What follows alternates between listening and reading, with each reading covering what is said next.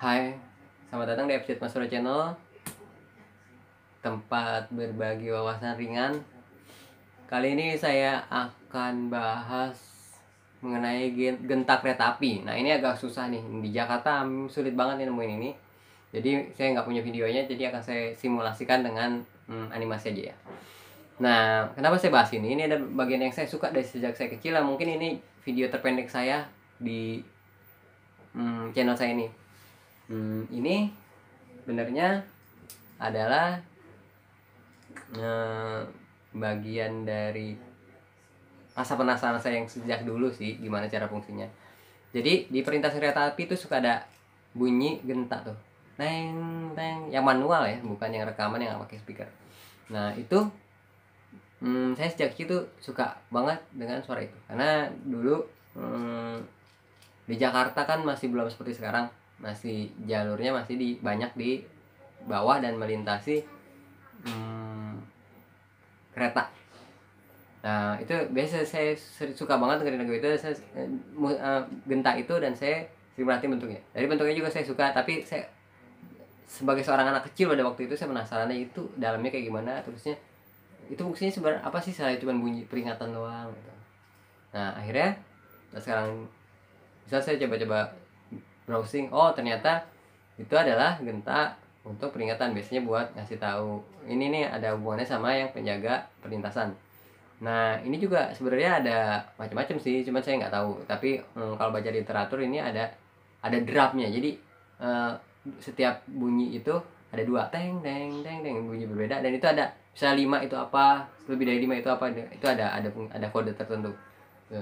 Dan fungsinya ini, ada fungsinya itu berfungsinya itu secara manual. Ternyata ada beban berat banget, itu sekitar 30 kilo gitu, diputar ke atas. Nah itu yang menjadi power atau tenaga buat nyalain loncengnya.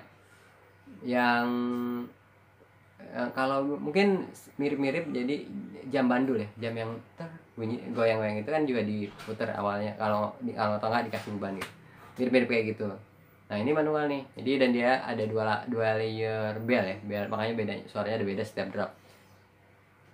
Nah nanti di situ ada indikatornya tuh, kalau misalnya begini ini masih penuh nih, tapi kalau misalnya udah begini dia udah habis nih, udah kosong, mesti diputar lagi dari awal.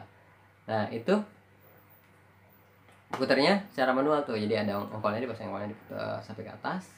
Nanti ini diaktifin lagi gitu.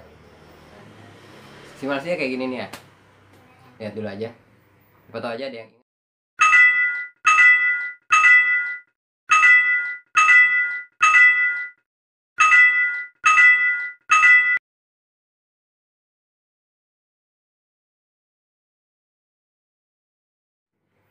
Saya tertarik dengan benda ini, suka dengan ini, tapi saya bukan orang yang kan ada ya orang yang memang punya ngumpulin videonya, koleksi suara-suaranya dari berbagai daerah, itu ada. Tapi saya nggak sampai sampai di titik itu sih, cuman saya suka aja. Tapi kalau misalnya ada orang yang punya ketertarikan yang sama, terus dia mau share juga, silakan aja, komen aja.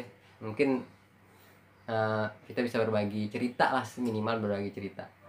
Thank you ya yang udah mampir. Ya kira-kira kayak gitu suaranya. Bendanya kayak gitu. Ada yang pernah lihat atau bahkan di daerahnya masih lihat, beruntung banget yang masih di daerahnya masih bisa ngelihat itu. Itu menurut saya itu ada benda yang menarik. Terima kasih ya udah mampir. Mohon dukungannya, subscribe, like, komen. Kalau dirasa ini pantas didukung atau ada hal yang menarik dari wawasan ringan yang saya share ini, mohon dukungannya.